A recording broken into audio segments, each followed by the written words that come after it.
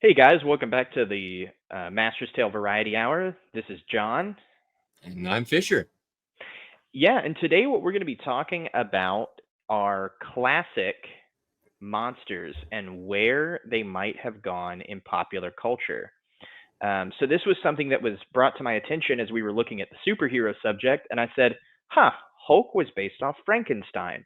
Venom is a person that turns into a monster that's ravenous and eats people, and Morbius is a vampire. Did superheroes take over the classic horror genre?" So, Fisher, your initial thoughts on that? I'm gonna pull up some images Yeah. as we're going. I'm a pretty big fan of the old Universal black and white horror films.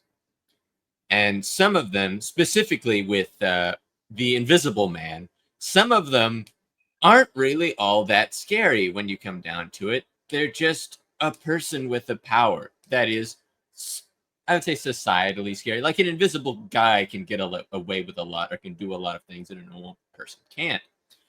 But to be labeled a monster in any superhero genre, again, it comes down to genre focus. If it's a horror movie and we want a monster, well, anything can be a monster. Sure. But if it's a superhero genre and we want a hero or we want a superpowered person, well, anything can be that too. Heck, we could have a heroic creature from the Black Lagoon. There's been a heroic Dr. Jekyll and Mr. Hyde. The Dark Universe, I think. Dark Multiverse. No, that's the DC thing. Yeah, there was the there was a there was a joined universe with all of the horror characters where they were trying yeah to the resurrect them. 2017 Mummy, Right. and it was more action film than horror film, and it fell into a lot of the same Marvel action-y tropes. Yeah, Y- it's interesting because I think, to be honest, what kind of happened to this genre is you had the massive success of Twilight.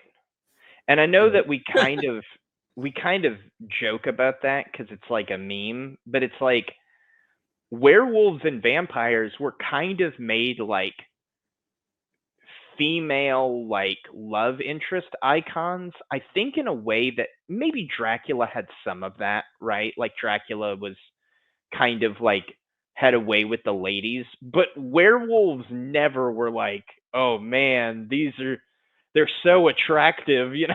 It's just it's yeah, they were modernized in a way that did not flatter their horror roots.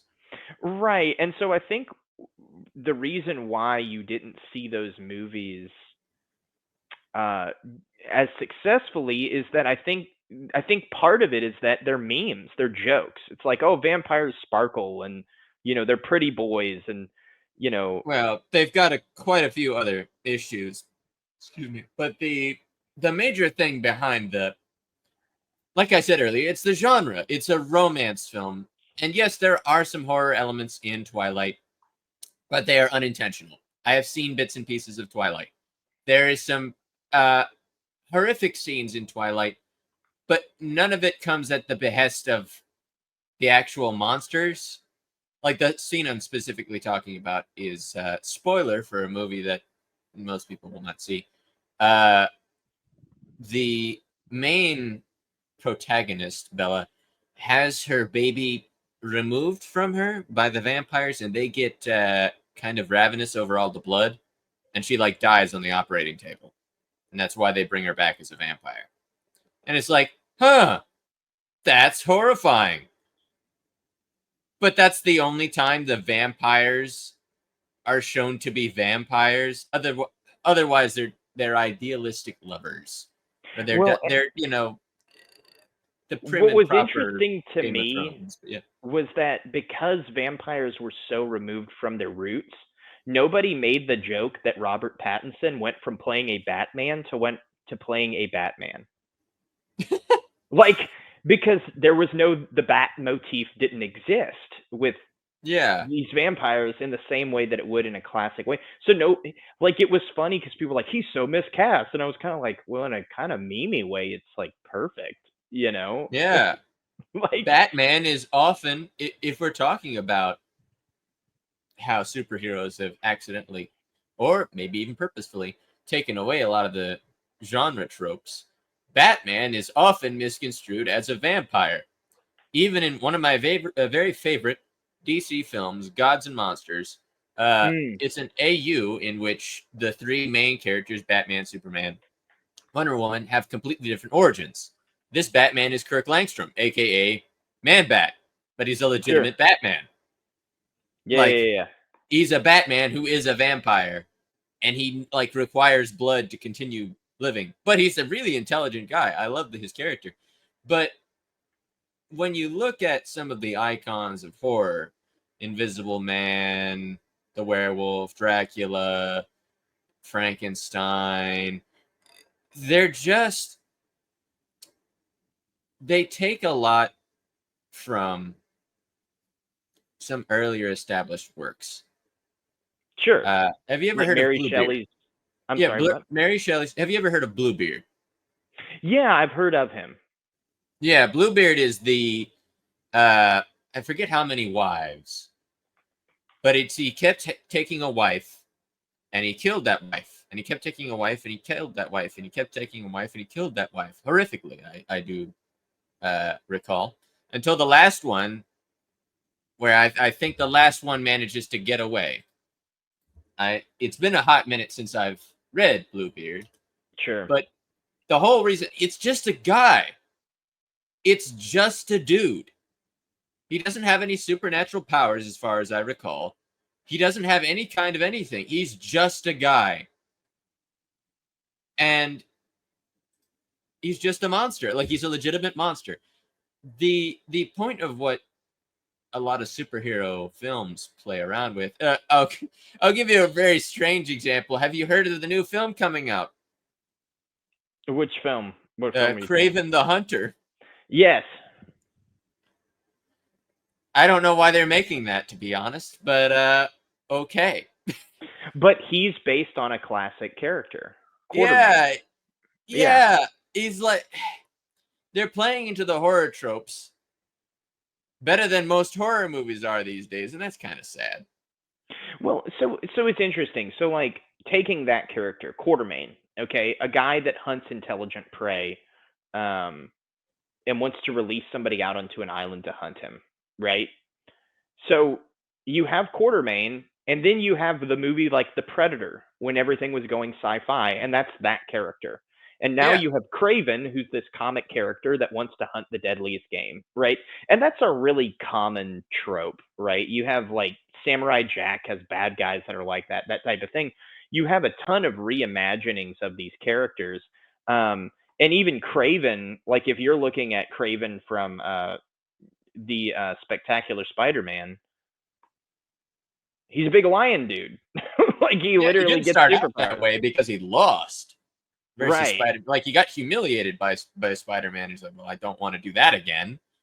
So even if I Right. lose my humanity to hunt this thing, Sure, sure, sure, sure. And so you have these characters that I think what's weird is that because the superhero genre is so popular, in some ways they're taking, because obviously these characters come from the comic books, but in some ways the superhero genre is eating other genres, and I think it's a method of survival, right? It's yeah, how do we keep superheroes fresh? Well, we can't do the cloth and blanket type fighting a bad guy in a big city, so we need to borrow from that. And so you see a lot of the later superhero works in what I would consider maybe like, I mean, from 2008 to present, the later works like Venom, uh, Craven, Morbius are going, hey, let's make classic, and even Blade returns for a cameo in Deadpool and Wolverine, and he's outright just a vampire hunter. Um, yeah. And his films are pretty horrific. But like, so another thing about genre in these films, and I agree with you that they're cannibalizing other genres to stay relevant. Whereas previously, and a lot of this happened in comic book lore and heck, even just in writing in general, you can have a different kind of look at these characters or different part of a universe, but as statist within a more horror genre or romance genre. shows have had the romance episode, the beach episode, the horror episode, the Halloween episode. You get my idea. Why they would take these kind of tropes is to bring in new audiences that would otherwise be interested in movies that have that trope or those tropes already established. Sure. For example, Morbius in the spectacular, or in the 90s show, actually, he's a misunderstood monster who ruined his life. And he's a horror film come to life. And that's his whole shtick. Sure. I don't Yeah. think what was that show that came out relatively recently? Voyage of the Demeter? I'm not sure. I'm not familiar with it. It's the last voyage of the Demeter. Let's see. Yeah. The last voyage of the Demeter is it's the ship that brought Dracula to the mainland. Like they bring his coffin from Transylvania. This is the ship that brought Dracula's coffin away from Transylvania, basically. And he wakes up on the ship, and it's a jump scare horror film, but it's modern Dracula. It's a modern depiction of Dracula. Well, I'd say a modern depiction. We had a modern depiction of Dracula. I think that was Dracula Untold. Dracula Untold, the action film and not really horror film. But yeah, basically what I'm kind of coming to it. What I'm I do not like how that looks at all. No, it looks awful. When I'm boiling down, compare that to Kraven the Hunter. Does that look very much different? Right. Well, and what I think is happening with a lot of these is people are borrowing the aesthetics. So like let's take one, really frank example here. So Frankenstein and like Dr. Jekyll and Mr. Hyde. I think that those two things combined are what the Hulk is, right? It's two very classic horror tropes. And the Hulk used to be played as kind of this horrifying creature that was uncontrollable. And then kind of as the stories go on, he just kind of becomes a mildly grumpy dude. There's a lot of interpretations of him that it's creature just from the Black Lagoon. Right. Like where he doesn't have the horror elements. And I think that the deal with the Hulk that in some ways he steals the aesthetics. Like obviously he's green, obviously, he's extremely strong and large and brutish looking. I think the problem is that one of the problems with Frankenstein is that he is a zombie. He's an aberration created in a culture that is terrified of him, right? Because he is somewhere between life and death and like he's a sin against God. Yeah. Whereas the Hulk, when he came about, represented nuclear radiation, the fear of nuclear war. He was, made in the 60s and into the 80s, was extremely popular, kind of in the same way that Godzilla is. He's like a hyper radiated, powerful creature that destroys things. And what's fascinating is, I think in some ways, the Hulk has lost the initial horror element that made him relevant in the first place, right? 100%.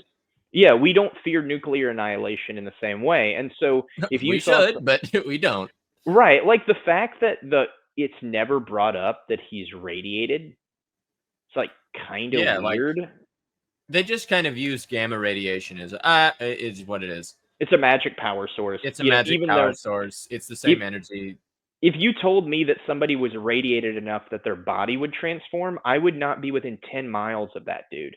Yeah, it's like, putting it this way, the original Hulk was gray, one. Right. Very similar to, the color of a rotting corpse. Or the black and white films, that. Yeah, he's not a good looking dude, and I have not read the original comics. I don't know what's contained in them, but I would imagine he's not heroic most of the time. Well, or not that he's villainous, but he's more of a fact of nature. He's not. The Hulk Ye- is represented the same way that Hyde is. He's just impetus. He's just, I'm going to do whatever I want to do, whether or not my, it's the id, the ego, that sort of thing. It's, yeah, well, yeah, part yeah, of me yeah. doesn't want to do it. Part of me wants to stick within the realms of society, Because and the other part of me doesn't care. in some of the original comics, he transformed during the full moon. Like it was Yes, literally like just that classic, yes, he takes a lot from werewolves as well. Right. And so I think Hulk has Hulk has a very positive he's very positively received. I don't think a lot of people hate Yeah. the character, but it's interesting how people are like, "Oh, well, Frankenstein's this old creature," and it's like, no, he's the Hulk. Like this is just the modern interpretation of him.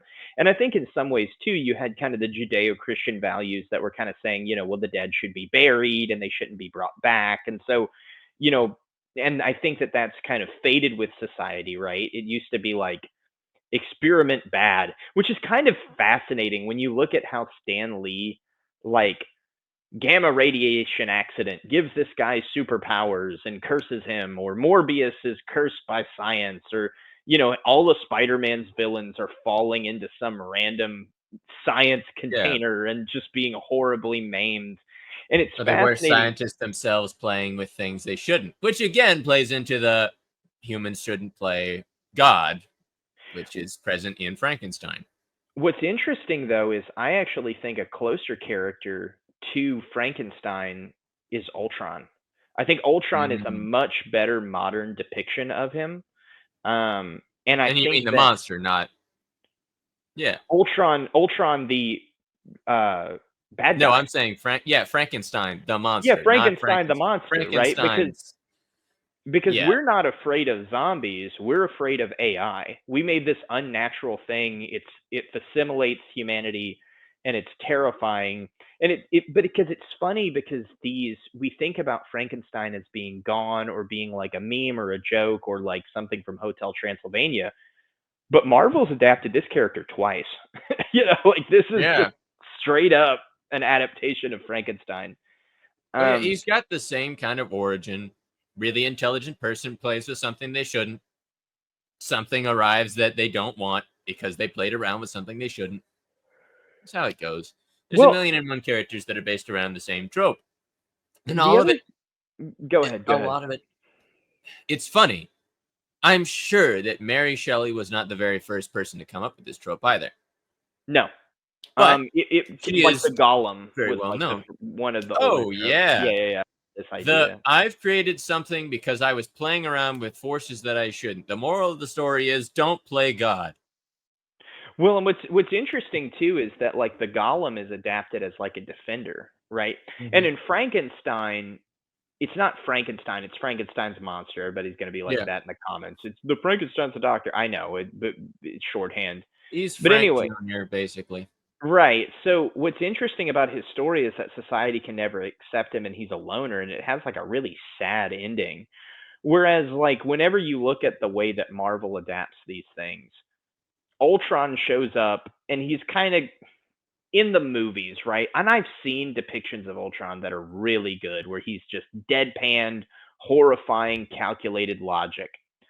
He he shows up in the movie and almost instantly they build Vision. And they're like, "Don't worry, AI can be good." And I'm like, maybe you should have saved Vision for another film because Yeah, maybe you shouldn't be playing around with the thing that you just played around with and right, because you created a kind of monster from. undercut your own story by saying like No, they when 100% did that.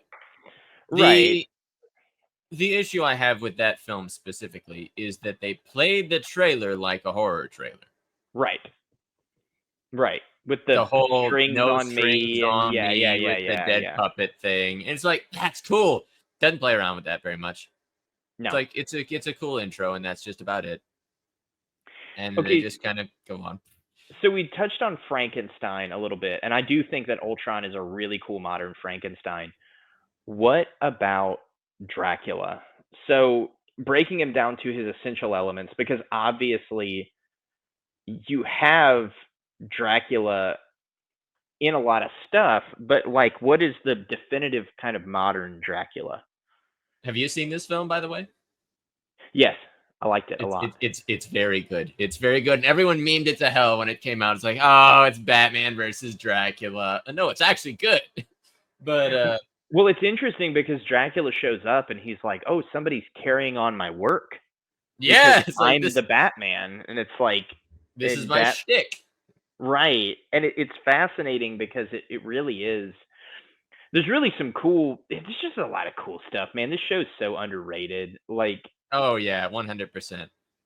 But um, no, go ahead. specifically with this Dracula and this kind of Batman, this Dracula is horrifying, but he's refined. He's a monster, but he's refined. He's intelligent. He's like he's even depicted in the openings of the film as this kind of decayed corpse that requires blood to come back. But basically, what we kind of see in the old Dracula films is the same thing. And then we get to the new Dracula films, a la Dracula Untold, and the kind of, I don't want to say Game of Thrones esque, but more actiony film. Because Game Sure, of Thrones at least has some gravitas sure. behind its stuff. There's a lot of stuff in that. It has a lot of stuff in Yeah, Game of Thrones. there's some problems with it, but anyway, behind this, and why Batman, as I said before, has been positioned as a vampire, based around vampires, or connected to vampires in a whole lot of different forms of media. Sure. It's probably one of the horror monsters or horror monster types that he's interacted with the most, Right. because he is a dude who has a bat as a motif, who hangs out at night and hunts criminals. Well, it's Add fascinating drinking too. blood, and you don't really change all that much. Well, it's fascinating too because Batman dons the cape and cowl because bats are terrifying, right? Yeah, And it's weird because in our modern culture, he's like, I'm afraid of bats. And like, or bats are scary because he's drawing from, somebody obviously writing in the 1940s with the classic horror creatures much more in present view that like, oh my gosh, bats would be scary. Like that's a scary creature yeah, of the bats night. aren't really that scary anymore in the the That's common zeitgeist. They just aren't. right. Batman is scary because he's Batman, because he's rough and brutal and has like an 8 pack and is just going to punch you into oblivion. Whereas like, He's got a battle axe. I right. I can't with that. But but no, I'll pull that up real quick. Absolute oh Batman. look, it might be really well written. I just can't get that out of my head. The battle axe. Yeah, I don't know what it is. I've never read it, but I just can't. It's Yeah, just such a it's pretty funny rough. concept. It's pretty But rough. that's kind of why, and that's actually a really major departure. Batman is sometimes depicted as lean, and Yeah. sometimes he is depicted as very muscular. Now, most of the time, he's fighting things that are bigger than him. Batman versus Killer Croc, Batman versus Solomon Grundy, Batman versus blah blah blah Yeah, blah blah. shoot all the horror characters that you just listed. Yeah, exactly. Isn't that funny? Right. Uh, Solomon. Batman Solomon versus a Grundy. killer clown, that type of thing. Yeah, that kind of thing. And Well, sure. I having mean, be the smaller one versus these guys, that kind of adds to the horror element. Batman himself, look, the Batman Arkham game, Arkham Asylum, that's a horror game. 100%. That's a 100%. horror action game. You are trapped in an asylum with a bunch of crazy villains who want to kill you. Right. Yeah, that's horrifying. And Yeah, it's played that way. well, and I would say the modern Dracula too, because of course you have like characters, because like Frankenstein, it's really easy to see. Okay, Ultron or the AI things are like the modern Frankenstein. It's a very clear 1-to-1. I think Dracula's a little hard to place because of course Morbius is Oh, Morbius died twice. yeah. Um, it's Morbin time. Oh God, Is it and I think that did people have horribly. been I think people have been trying to resurrect Dracula in some form, and I just think that so much damage was done by Twilight. That Oh, 100%. you're either trying to completely reinterpret him as like, oh, he's, a modern action star heartthrob, or, whatever, because it's just not taken seriously. No. There's no fear of it. The other thing too that I think that they stray away from a lot are the outright demonic elements. Mm. Very often, Dracula has made a deal with the devil to gain his powers, and I the mean, frustrating part with that is that very often they're kind of going, well, we're just going to make a sciency creature, and it's like, it doesn't yeah, have the same gravitas. I mean, heck, Dracula is often called like Dracula. The root word of that is Draco, I think, which is dragon, and the devil is often construed as the dragon. sure. It's very connected. Well, right, But and like, so I think that one of the problems with characters I like love the this, all the serious Draculas, and then there's the stupid the Hotel Hotel Transylvania. Transylvania Yeah, this is Dracula. what a great thing about what we're talking about. It's like just Adam Sandler with like a comb back hair. Um, no, I mean, I think that that's one of the problems is that you have these, to be honest with you, the closest thing I can really think of would be like Ghost Rider kind of. Like you have that Yeah, Ghost Rider demonic would be a good one. demonic feared, and I think it's just because it's like there's a kind of taboo and a kind of fatalistic nature to Dracula in the sense that Dracula can actually pretty easily be killed as well because he can Yes. be out in the sunlight or he can be affected by holy items or whatever. So he's got to actually be kind of intelligent with the way Yeah. he does things. Like in a physical competition, Dracula's supposed to be basically invulnerable, right? You can't kill him by conventional means. And so you have to have a holy weapon or a designed way to kill him. But that being said, those things are not terribly uncommon. So one of the great threats about Dracula too that's very undermined by a lot of the modern vampires is that he's intelligent and he's calculating. Yeah. Um, Half of his gravitas, half of his ability to scare people is so that he doesn't have to fight. right, All he right. wants to do is eat to sustain himself. That's it. Sure. Well, and the other thing too, because they had a friend of mine who was writing a book that has vampires in it. And what was interesting was we went back to the lore, and Dracula can turn himself into mist. He can turn himself into bats. He can turn Oh himself yeah. into wolves. I mean, he's got a bunch of crazy powers. He's like a force of nature. Have you ever heard Um, of Vampire the Masquerade? yes, yes, I have. So that's one that really depicts vampires pretty well. They have their own kind of masquerade society hiding among humans, but otherwise, they take a lot of the tropes from different depictions of vampires and make them their own clans. For example, the Gangrel clan are the more monstrous vampires that shift and transform and control animals, that sort of thing. The Nosferatu vampires are the really ugly Count Orlok type vampires. So when we have the kind of depictions in that RPG, I love Bloodlines. Bloodlines is an amazing game. But we have those kind of depictions in an RPG. It's talking about all of the different depictions of vampires that's been before. The But you modern see, concept of vampire is really odd. but what's so lame is that when you were saying all those things, this is what I thought of. Yeah. Where you're just like, oh, it's the vamp kids, and they drink tomato juice, and they There was suck. actually a trend back when Twilight came out where people were biting each other's necks and drawing blood. Oh my gosh. That was a legitimate thing. Because Uh, I gotta look up uh Twilight total box office. Twilight made a lot of money, I think. Three I'm point pretty three sure. six billion dollars. Yeah, it made a lot of money. It killed vampires for a good long while, though. But do you think they've and werewolves. recovered? I mean, like, No, I I don't think don't think Morbius was so. taken seriously. No. Well, hold on. Let's see. Recent vampire films. My God, Well, let's see. 160 million copies sold. Yeah.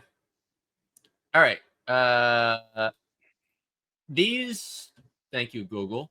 I'm going to say a few films. Let's see if you recognize any of them. When does this come out? All right. What We Do in the Shadows. It's a show. Yeah, it's a comedy show. Yeah, it's a comedy show Yeah, Taika depicting Waititi. vampires. Yeah, Yeah. yeah, Only Lovers Left. A girl walks home alone at night. Jacob's Wife. Renfield. I actually saw Renfield. Renfield was fine. That one's kind of good. Renfield is the servant of Dracula, and it's a modern depiction of someone becoming the Renfield of Dracula. I gotcha. It's kind of cool. Okay, let me ask Underworld, which is another let me ask science. you a Yeah. weird question. Yeah. Because I just thought about this. Do you think the other thing that has made Dracula so lame is that you can actually depict him because he kind of hides in the shadows and so on and uses his powers off screen? That you can depict him in really low budget things. So there's a lot of low budget garbage crap that has Dracula like, like Well, vampires in it. He's in the public domain.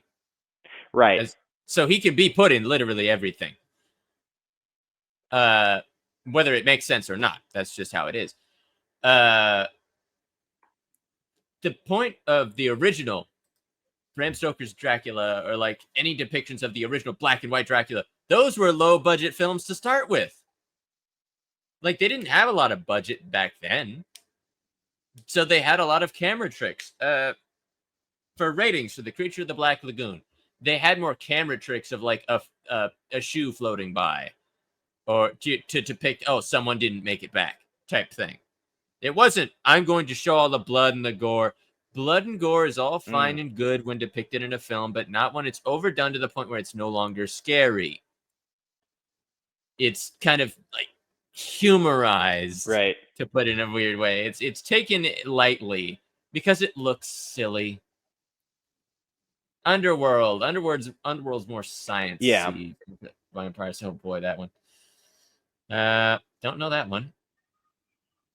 Yeah, I don't think vampires have been able to escape their root. I think with stuff like Frankenstein, you can put him in an AI setting or in a nuclear setting, and he's able to escape kind of that cliche lightning strikes a corpse type of thing. All right, gosh, so these I'm just look gonna so have you all bad. pull up something really strange. Can you pull up Okay, Marvel's Rise of the Imperfects? that sounds terrible. Let me see. It's a video game, but has Okay. some interesting characters behind it. Okay, so Okay. I played this game. It's kind of interesting, actually. Could you hit images for me? Yeah, sure. So you see the big dude right there, with the kind of mechanical arms, right there with the Yeah. fighting Spider-Man. That's a whole platoon Yeah. of soldiers. That's What you mean? that's a Frankenstein. That is quite literally a Okay. Frankenstein. He gets knitted back together. Mm. Like, Okay, so he's he's a got like a bunch horrifically. of dudes' powers or something, or Yeah. like a bunch of Well, dudes' no, he's physical. just a soldier that is made up of a lot of different soldiers. He's a Frankenstein. That's it. Like, he has those arms that can shoot rockets or whatever. But more often than not, that's basically the villains of this film are called the villains of this game are called the Imperfects, because they each kind of have a horror element thing behind it. But they're all wrong. They are all broken. So, for example, this one, I forget his name. Let's see. Well, let's talk about someone else real quick. You see the dude in the green hazmat suit? Sure. That's Hazmat. He's sick. As in, he is like a he's diseased severely. He has Right. more disease in him than anything else, and he's kind of stuck in that hazmat suit. But it gives him abilities. But basically, he's just a really sick guy who can fling disease everywhere. Right. And isn't that kind of like a modern depiction of, modern fear of disease or chemicals or that sort of thing? They're gonna have a Like, COVID-based villain. I'm calling it right now. honest to God, that's kind of what hazmat is.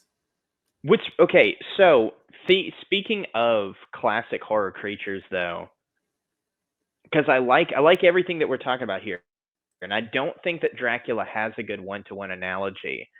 No. The interesting one to me is the werewolf, because Mm, werewolves kind of go two directions. So the werewolf, classically speaking, was, a person that transforms during the full spaghetti. moon. It's a curse. They're basically transformed against their will, and they'll randomly attack and kill people, right?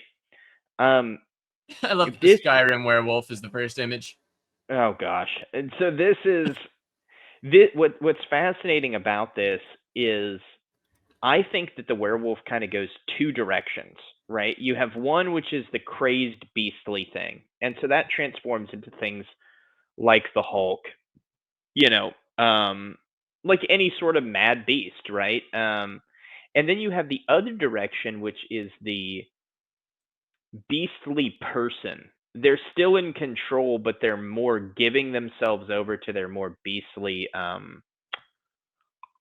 aspects, right? So it's kind of a discount werewolf version that you see with a lot of characters. I would say probably the most uh, popular version would be the Beast Boy Beast transformation, where he learns to control it, that type of thing. But he has. Spoilers, but yeah, I get it.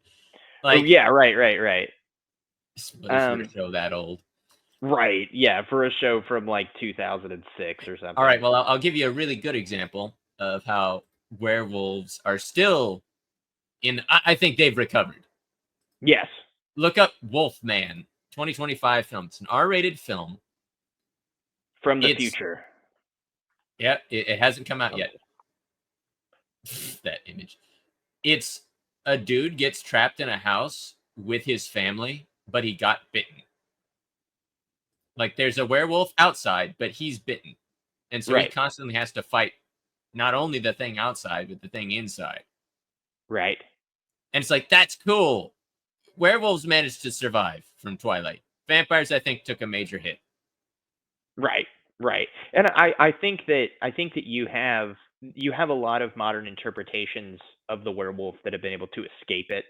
And I think with vampires, what you would have to do is you would have to leave one of the aesthetic elements behind, right? Probably.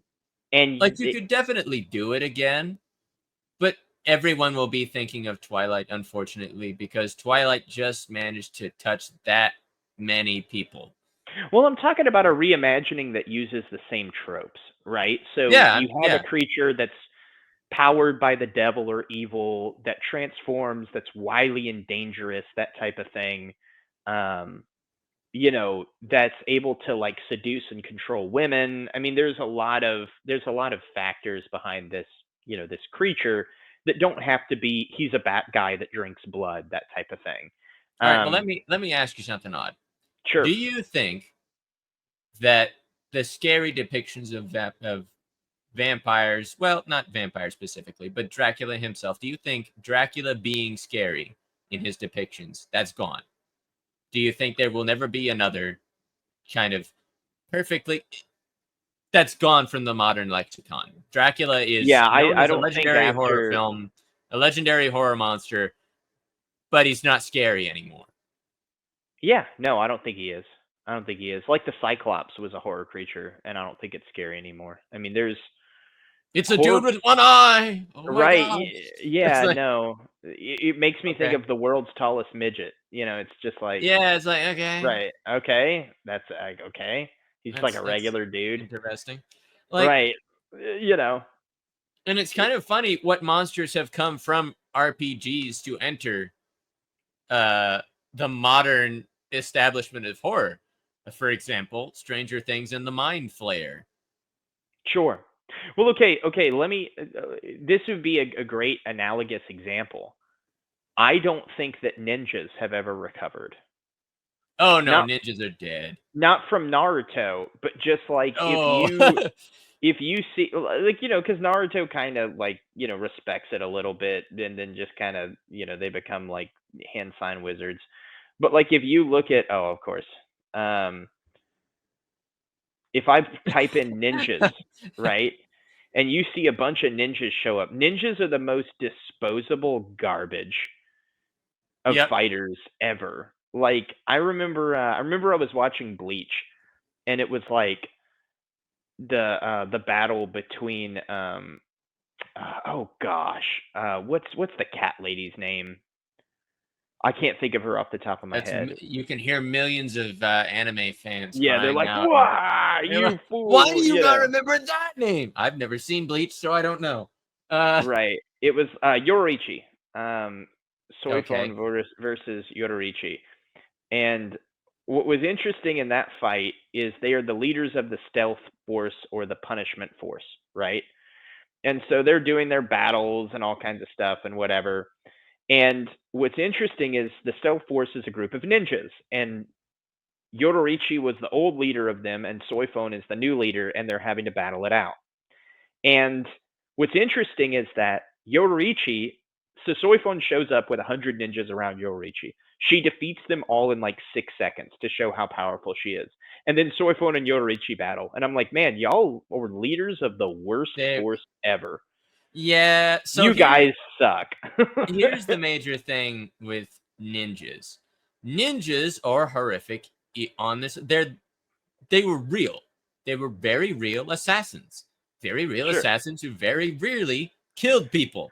Right. They came in, they snuck in, they used tactics.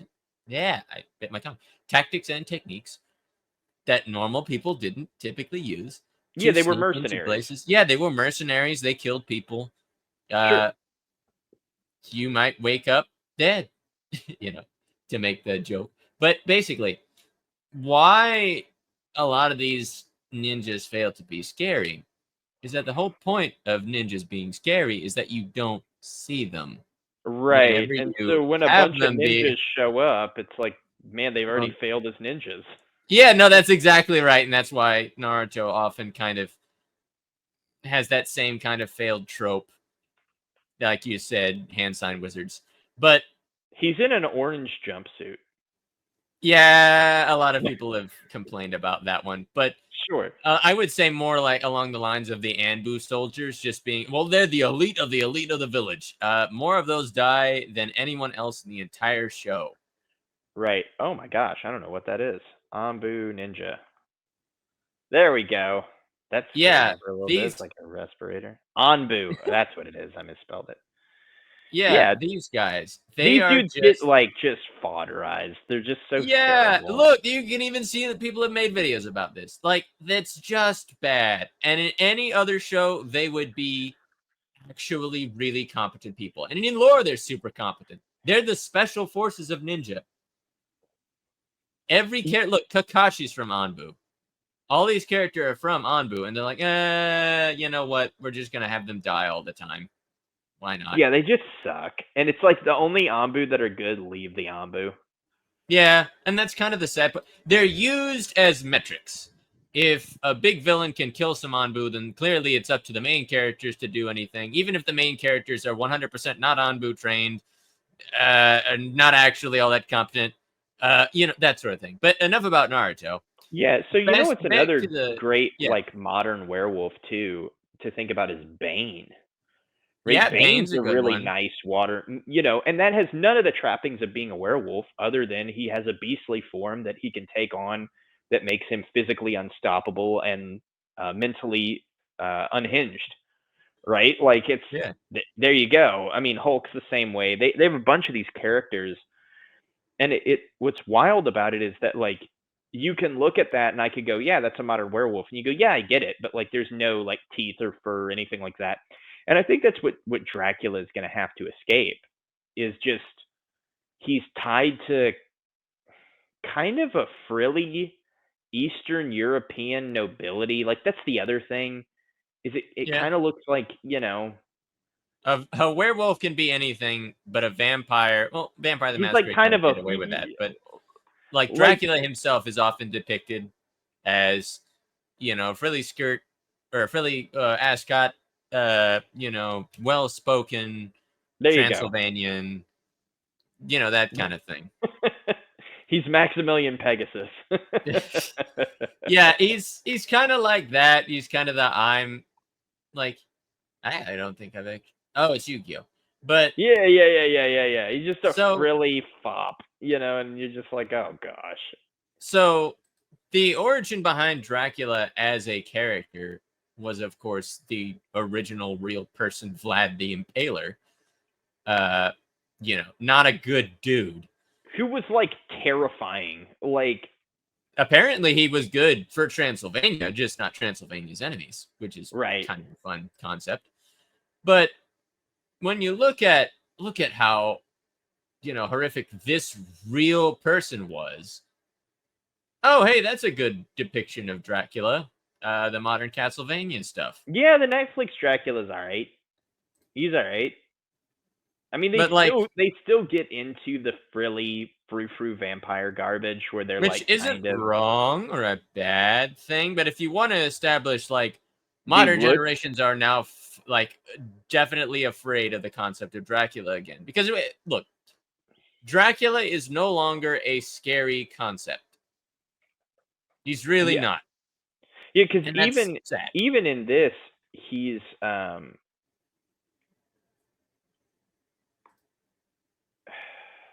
gosh. Oh my gosh. You just said what the game was. Castlevania.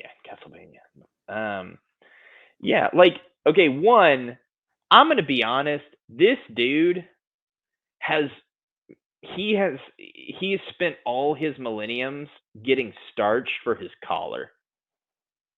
I mean, Hey, with a collar that big, it kind of that is the worth it. most starched collar I've ever seen in all creation. That's so wild. So much starch. It's a corn cob type thing. You're like, Right. No, like it's but anyway, no, I mean, I think he's good, but the way that they depict him is just dangerous. Like he's just good. powerful. He's a super wizard, but he's not like he'll hide in the shadows and manipulate things. He just shows up and kind of punches people to death. Um he's Odd. in weird ways kind of a brute.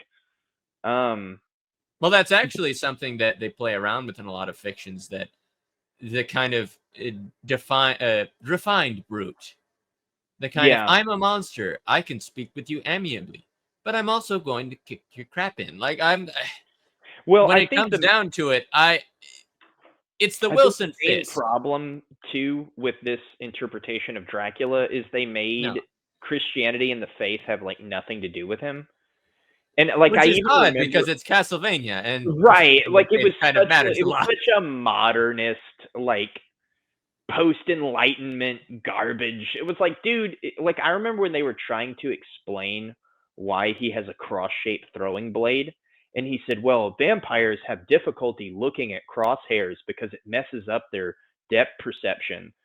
So it confuses them, which is why you can hold a cross up to them." And I was like, "That's the lamest thing I've ever. You're telling me That's really vampires can't stupid. get cross-eyed? Like if they That's get so cross-eyed, it's like, oh my gosh." The other thing that's is that so stupid. he throws it as a weapon. So it's like his stated purpose. It would be like if I hold this still in front of you, it will defeat you. I throw it in a spinning formation. It's like that's dumb. Yeah, that's Every really stupid. explanation that you just gave for that is stupid. Or like Which the is really morning stupid because didn't this show have the Blue Fang speech that went everywhere? yeah, or the Morning Star Whip, which is supposed to Yeah, be it's based like on Christ as the morning star. Like it's like that's like a Bible reference. Like it's just I don't know. It's so lame. They just can't for some dumb reason they just can't make like the church the good guys. I don't know. It's just it's silly. It I mean that happens a lot. I'll bring up another really strange uh idea. Now, we've kind of talked about it a little bit, but the devil, or the concept of the devil, whether that be the devil in science or the devil as a, an occult figure, Right. has lost a lot of his mystique. And that's, Yes. yeah, he's got the, he's wearing a red jumpsuit with the pitchfork. He's actually got a Biden, not a pitchfork, but whatever. Actually, no, that's Hades. But you get my point. Like, he's got depicted with the little spade tail and the horns and he's a joke, Right. basically. And when all these horror movie monsters kind of say, I got this from the devil, that was a sign that they're not good. Yeah. That was a sign that they're monsters, or that they made this deal, or that they blah, blah, blah, blah, blah. And that they received powers that were hard to comprehend. Yeah, and that they received powers that were societally known as not good things. You made a deal with the devil, literally. That was meant to be a kind of sign that you didn't want to screw around with these people, because they will probably self-combust at some point, because they, again, made a deal with the devil, which never goes well. Sure. But why you have this kind of modern depiction of the devil is, there's a few reasons behind it. I won't really get into that. But when you have the kind of depiction, you kill anyone who is associated with him. Right. Because Now, he's evil incarnate, basically, or yeah, the closest thing to. Now it's like, oh, you got your powers from a dude in a onesie suit with a, the spade tail and little horns, and who cackles on a big throne. And like it. Well, yeah, I mean, it's interesting because, twirls his mustache.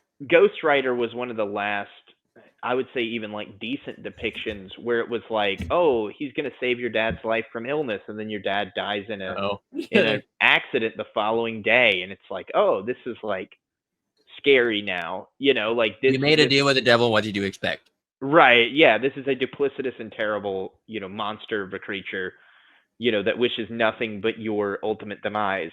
And it's interesting, and I'm not gonna like push this, but like if you go like listen to actual like exorcist priests, it's fascinating. You could write so much horror material off of stuff that they'll talk about. Oh yeah, and then they have the Exorcist films, and it's just, yeah, it's like magic and like weird. And actually, there was a really good depiction of demons from a movie called Nefarious recently, and it was so good because it was very understated. Like you didn't really know till the end like what was real and what wasn't.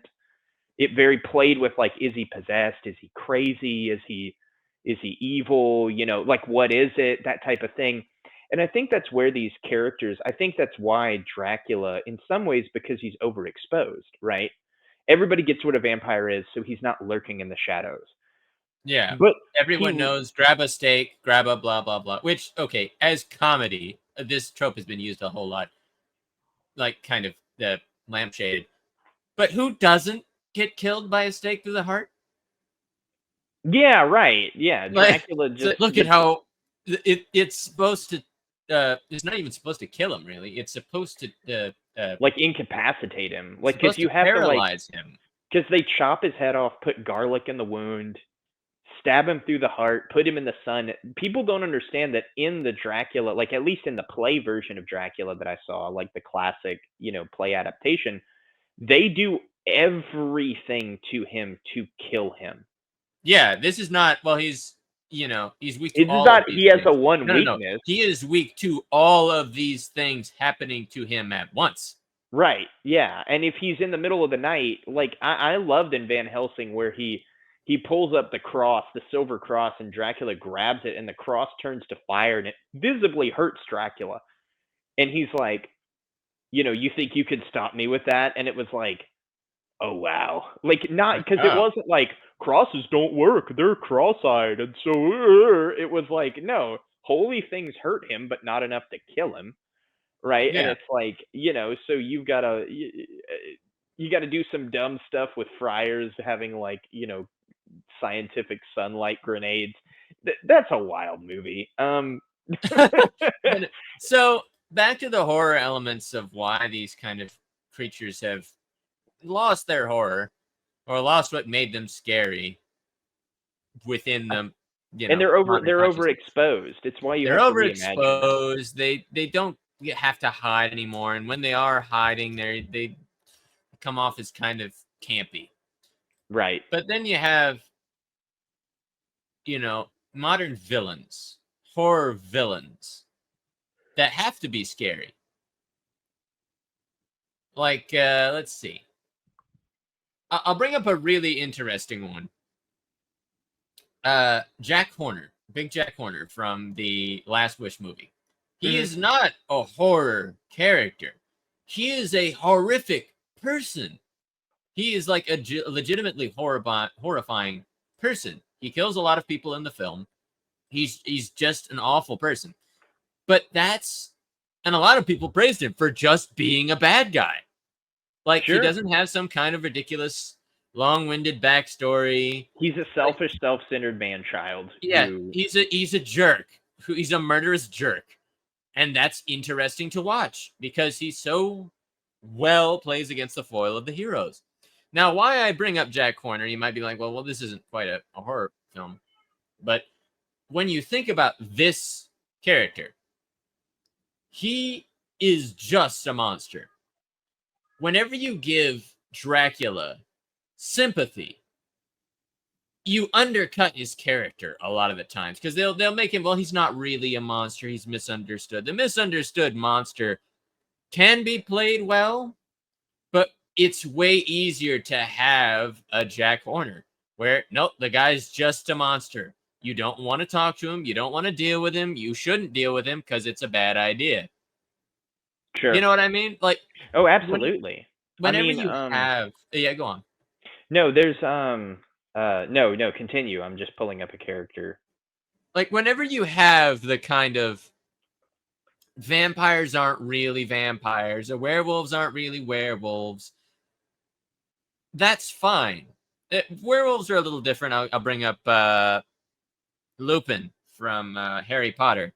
Lupin himself is just a kind of a sad sack of a human, but the werewolf that he turns into is horrifying because that's not attached to who he is as a person. It's a nebulous attachment to his soul, to his being. But right, whenever you have, that guy, whenever you have these kind of people that are just horrifying people, serial killers are weirdly not, how best to put this? Serial killers are modern horror depictions. Sure. You'll have something like the Black Phone. Well, because they keep trying to humanize these non-human things and trying to make humans less. Like, it's weird. It's like, we're trying to make the vampires sweet and cuddly, and we're trying to make people evil. It's like, we're trying to make the bad guys good, and we're trying to make the religious people bad, like in the case of Dracula. And it's like, no, this is like it's the opposite that makes these stories work, right? You want Dracula to be an utter sociopath. He is canonically going to hell, and he's trying to get as much out of life before that happens. And even evil. Then, behind his origin, Frankenstein, not the monster, the doctor, Frankenstein plays around with things he shouldn't, and it comes out horrible. He was a person who did something really, really stupid. Dracula, for as much as he, is a supposedly supernatural force, and he is, he's just a dude. He's a supernatural force, sure, but he still has the same vices and vexes as any other person. Right. He just has power over people and dangerous mental acuity and hundreds of years to live. I'll give you a really odd example of a horror film that wasn't really a horror film. The Pirates of the Caribbean franchise. Sure. That brought back ghost pirates completely unironically. Yep.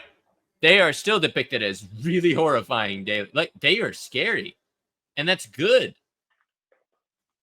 And they play around with some of the like, oh, well, we don't need to breathe underwater. This immediately makes them way more interesting. I'm talking about the first film, the sure, yeah. And they kept trying to rekindle that magic. Yeah, with like Davy Jones' crew and Dead Men It's Tell like, No nah. Tales. Davy Jones himself is an interesting character. His crew, less so. The Dead Men Tell No Tales film, I could take it or See, but leave it. that's a great example. Davy Jones. He's the Sea Devil, and then it's like, Yeah, he no, made a deal with the devil. he's got his heart broken, and he's just a little boy. It's like, Of course, he is also like that depiction works because he's also yeah, a murderously horrifying psychopath. right. That I like He loves his the life sea, and he got doesn't ruined. see people as people. Yeah, he got his life ruined because he made a bad choice.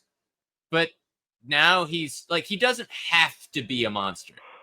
Nowhere in any of his partition, in any of his curse, does it say you have to kill people, you have to be a monster. Like, yeah, you have to collect souls or whatever. You have, you have to do this kind of thing. But for the most part, you don't have to be a murderously monstrous person. You don't. That was all him. That's just Sure. who he is. And it's the same thing with Yeah, he's just a Dracula. jerk. Yeah, that's the Yeah. point. Like these guys are monstrous because they choose to be. The point of Dracula is that the powers don't make him evil. It's the person that makes him evil. The powers are coming from an evil place, but he doesn't have to use them that way unless he chooses to. And he Gosh, chooses to. back when they didn't rush CGI, when they just let Oh, CGI artists take time to do things. oh man, it looks so good. And a lot of that got killed by crunch. But Yeah. one of It- the interesting things to note about this kind of character, specifically Davy Jones. Davy Jones in universe, like, is a horror monster. Sure. Like the whole, we talk about Davy Jones's locker during that old piratey time. But Sure. here in universe, in the Pirates of the Caribbean universe, from film one, they're like, crap, I don't like that guy. That's a horrifying guy. Like the Flying Dutchman is a horrifying looking ship. Yeah. The Kraken is also like, okay, that's a horrific monster. And you get kind of nice. I remember I that love it. episode. But you get the kind of idea that like in universe, he's horrifying, he's scary. And no depiction of him will ever be positive in that universe. You only play around with the monster. You don't want to make deals with the monster, but when you talk to the monster, like they parlay with him. You will never have sparkling Davy Jones. No, Davy Jones will always be in that universe a horrifying figure, and he dies a horrifying figure. Sure. Like no one thinks he's a wimp. Well, And like I think that's good. I think we're gonna wrap up our discussion there, talking about modern interpretations of horror creatures, because I feel like yeah, I want to revisit this subject at a later time with more of the group. And we're exactly. gonna end off with a SpongeBob reference, which is perfect. But yeah, well, no, I any share your thoughts below. What do you think are modern reinterpretations of classic horror creatures? What do you think works best and what doesn't? But signing off, um, I'm John, I'm Fisher. Make sure to and go Weast. go Weast. Catch you later, guys.